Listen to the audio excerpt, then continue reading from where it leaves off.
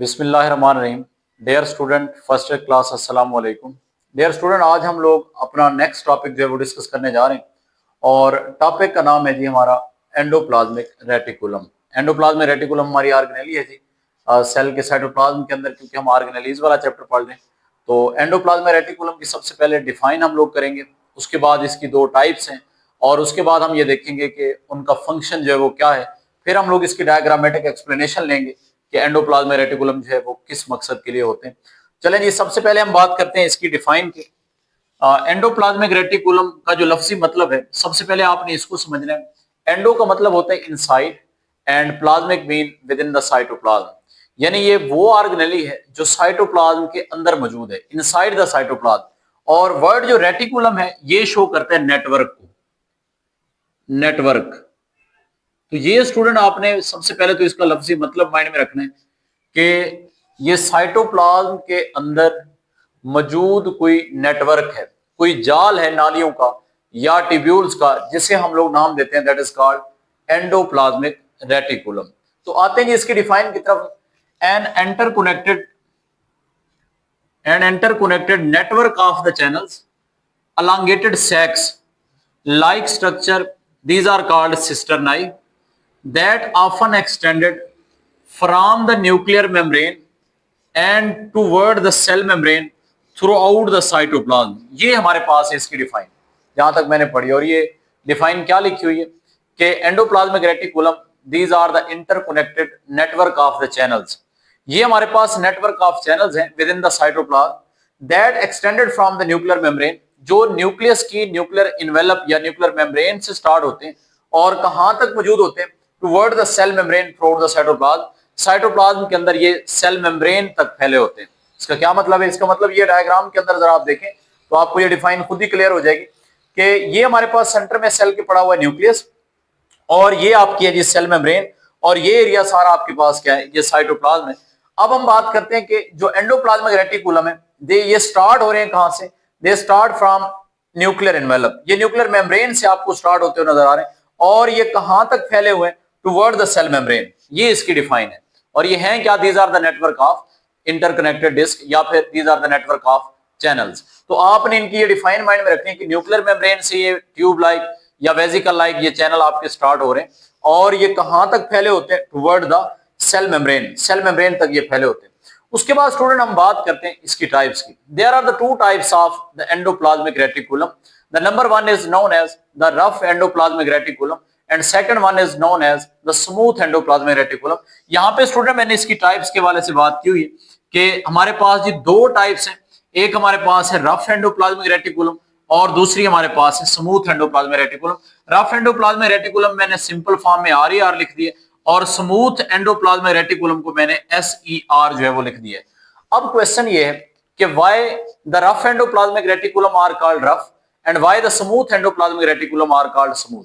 तो स्टूडेंट चलते हैं जी फिर इस डायग्राम की तरफ। डायग्राम में जरा आप देखें कि हमारे पास जो ट्यूब्यूल लाइक आपको ये नजर आ रहे हैं एंडोप्लाज्मिक रेटिकुलम, इनके ऊपर ना मैंने ये ब्लैक से टाइनी ग्रेन्यूल्स लाइक स्ट्रक्चर जो है वो आपको शो करवाए। दरअसल ये टाइनी ग्रेन्यूल लाइक स्ट्रक्चर जो है दीज आर द राइबोसोम्स। ये हमारे पास क्या है? राइबोसोम्स हैं, जो कि नॉन मेम्ब्रेनोस ऑर्गेनेलीज हैं, और इस पे मैं आपको पूरा लेक्चर जो है डिलीवर कर चुका हूं। तो दीज आर द राइबोसोम। तो जिन एंडोप्लाज्मिक रेटिकुलम पर आपको राइबोसोम नजर आते हैं, देयर सरफेस बिकम रफ। उनकी सरफेस जो है वो आपको क्या नजर आती है? रफ नजर आती है। इस वजह से हम इन एंडोप्लाज्मिक रेटिकुलम को नाम देंगे, they are called the rough endoplasmic reticulum. हम इनको क्या नाम देंगे? रफ एंडोप्लाज्मिक रेटिकुलम का हम नाम देंगे। वजह क्या है?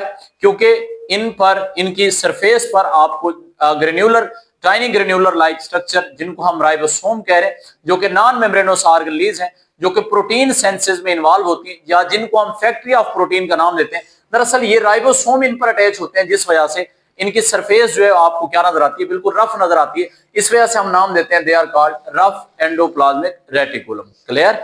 उसके बाद आते हैं हम लोग स्मूथ एंडोप्लाज्मिक रेटिकुलम को हम स्मूथ क्यों कहते हैं? स्टूडेंट ये जो दूसरा स्केच आपको यहाँ पे इनके साथ ही एंडोप्लाज्मिक रेटिकुलम का नजर आ रहा है, जो कि बिल्कुल आपको वेजिकल लाइक नजर आ रहे हैं। ये जो स्ट्रक्चर है ये ट्यूब्यूल लाइक है, और ये आपको वेजिकल लाइक एंडोप्लाज्मिक रेटिकुलम नजर आ रहे हैं। इन पर देखिएगा आपको यहाँ पर कोई भी राइबोसोम नजर नहीं आ रहा, जिसकी वजह से इन एंडोप्लाज्मिक रेटिकुलम की जो सरफेस है वो आपको स्मूथ नजर आ रही है, वो रफ नजर नहीं आ रही। तो इस वजह से हम इनको नाम देते हैं दे आर कॉल्ड SCR, या इनको हम नाम देते हैं they are called smooth endoplasmic reticulum.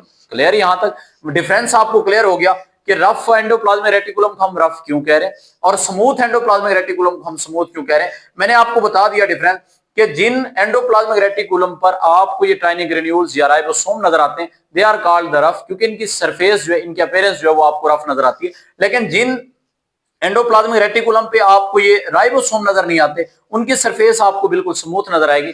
So that's why they are called SCR, या इनको हम स्मूथ एंडोप्लाज्मिक रेटिकुलम का नाम देते हैं। तो यहां तक आपने इनकी टाइप्स करनी है। उसके बाद स्टूडेंट हम बात करते हैं overall function of the endoplasmic reticulum, कि हमारे पास जो एंडोप्लाज्मिक रेटिकुलम या ये जो साइटोप्लाज्मिक नेटवर्क ऑफ चैनल है, इसका रोल क्या है। देखिए सेल के अंदर ओवरऑल जो एंडोप्लाज्मिक रेटिकुलम का रोल है, स्टूडेंट याद रखिएगा, they provide the mechanical support to the cell. Overall ये काम है कि हमारे एंडोप्लाज्मिक रेटिकुलम या इस नेटवर्क ऑफ चैनल का जो आपको साइटोप्लाज्म के अंदर बिखरा हुआ नजर आ रहा है, इसका ओवरऑल काम क्या है। तो स्टूडेंट आपने याद रखना है दे प्रोवाइड द मैकेनिकल सपोर्ट, ये ओवरऑल मैकेनिकल सपोर्ट दे रहे हैं। उसके बाद हम वन बाय वन देखते हैं कि असल में हमारे पास जो रफ एंडोप्लाज्मिक रेटिकुलम है इनका क्या रोल है और जो स्मूथ एंडोप्लाज्मिक रेटिकुलम है इनका क्या रोल है। तो स्टूडेंट सबसे पहले हम बात करते हैं रफ एंडोप्लाज्मिक रेटिकुलम। जी, रफ एंडोप्लाज्मिक रेटिकुलम के हवाले से मैंने आपको अभी बताया कि इनकी सरफेस पे आपको राइबोसोम नजर आते हैं, जिसकी वजह से इनकी सरफेस जो है वो रफ नजर आती है। अब आप सबको ये पता है कि अगर सरफेस के ऊपर राइबोसोम अटैच है तो राइबोसोम का काम मैं आपको अभी बता चुका हूं कि राइबोसोम जो है ये फैक्ट्री ऑफ प्रोटीन हम इनको कहते हैं, या हमारे पास ये प्रोटीन सेंसेस वाला एरिया है, क्योंकि यहां पर राइबोसोम है तो इस वजह से यहां पे क्या होगी, यहाँ पे सिंथेसिस ऑफ प्रोटीन होगी। उसके बाद स्टूडेंट दूसरा रोल यहाँ पे लिखा हुआ है कि दे प्रोवाइड द मैकेनिकल सपोर्ट। मैंने आपको अभी बताया कि ओवरऑल जो हमारे एंडोप्लाज्मिक रेटिकुलम का काम है वो सेल के अंदर ये मैकेनिकल सपोर्ट जो है प्रोवाइड करते हैं। तो आपने रफ एंडोप्लाज्मिक रेटिकुलम के जो है दो मेजर रोल जो है वो याद रखने हैं। पहला मैंने आपको क्या बताया कि सिंथेसिस ऑफ प्रोटीन, और दूसरा मैंने आपको क्या बताया, दूसरा है जी they provide mechanical support. Clear? आपने इतना इसमें याद रखना है। उसके बाद स्टूडेंट हम बात करते हैं स्मूथ एंडोप्लाज्मिक रेटिकुलम के फंक्शन की। स्मूथ एंडोप्लाज्मिक रेटिकुलम जो है ये किन किन कामों में इन्वॉल्व है। They are involve in the carbohydrate metabolism, ये कार्बोहाइड्रेट मेटाबॉलिज्म में इन्वॉल्व है आपके स्मूथ एंडोप्लाज्मिक रेटिकुलम। जैसा कि मैंने यहां पे लिखा है for the senses of oligosaccharide and polysaccharide, that mean कि oligosaccharide and polysaccharide these are the carbohydrate. तो ये कार्बोहाइड्रेट मेटाबॉलिज्म में इन्वॉल्व हैं आपके स्मूथ एंडोप्लाज्मिक रेटिकुलम। उसके बाद हम स्टूडेंट बात करते हैं मेटाबॉलिज्म ऑफ लिपिड्स की, कि SCR जो है ये मेटाबॉलिज्म ऑफ लिपिड भी परफॉर्म कर रहे हैं, यानी ये किन किन लिपिड्स को बनाने में SCR का रोल है। आपने याद रखना है ये ट्राइग्लिसराइड को बनाने में, स्टीरोल या फिर स्टीराइड को बनाने में, या फिर थर्ड हमारे पास है फास्फोलिपिड्स को बनाने में आपके ये स्मूथ एंडोप्लाज्मिक रेटिकुलम जो है वो इन्वॉल्व है। तो ये है मेटाबॉलिज्म ऑफ लिपिड कि किन किन लिपिड्स को बनाने में इनका किरदार SCR का आपने याद रखना है। मैंने एक नाम लिया ट्राइग्लिसराइड का, दूसरा स्टीरोल या फिर स्टीराइड का, और थर्ड हमारे पास क्या है स्टूडेंट, फास्फोलिपिड। इनको बनाने में भी हमारे SCR का रोल है। उसके बाद स्टूडेंट हम बात करते हैं नेक्स्ट रोल की, डिटॉक्सिफिकेशन ऑफ द ड्रग्स।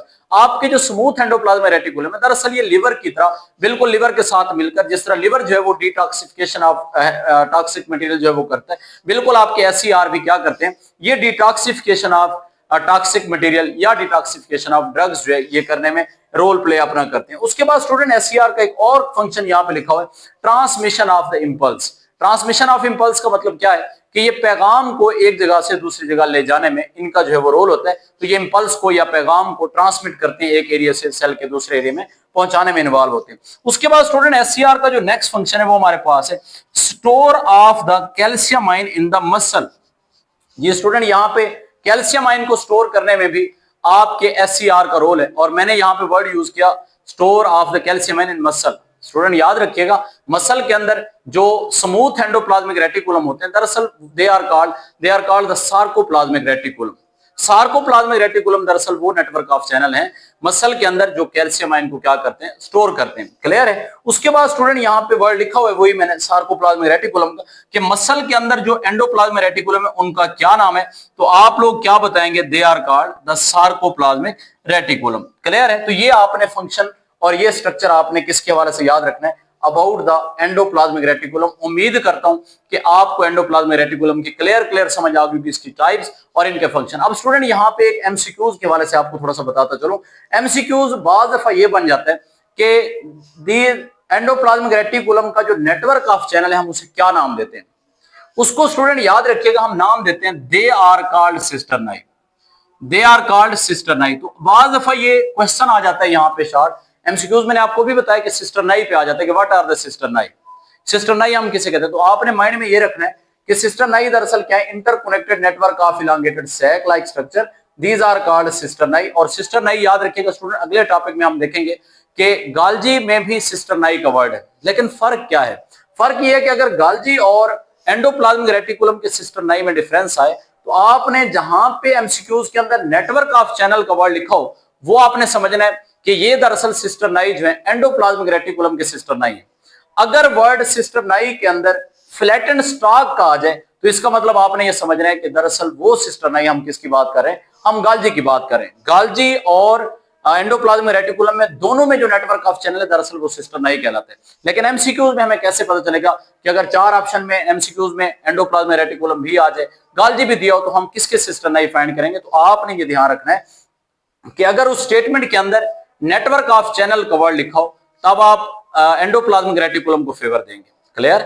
अगर वहां पे नेटवर्क ऑफ चैनल की बजाय स्टॉक, फ्लैटेंड स्टॉक वर्ड लिखा हो तो आप फिर किसका समझ लेंगे, आप समझ लेंगे कि वो दरअसल गाल्जी के सिस्टर नहीं है। तो स्टूडेंट ये आपने याद रखना है। अच्छा, एक और शॉर्ट क्वेश्चन यहां पे बनता है कि what is difference between the cristae and cisternae. अब क्रिस्टी जो है ये मैं आपको मिटोकॉन्ड्रिया में पढ़ा चुका हूं कि these are the inner membrane infoldings, ये दरअसल हमारे क्रिस्टी है। और यहां पे मैंने वर्ड यूज किया सिस्टरनाई।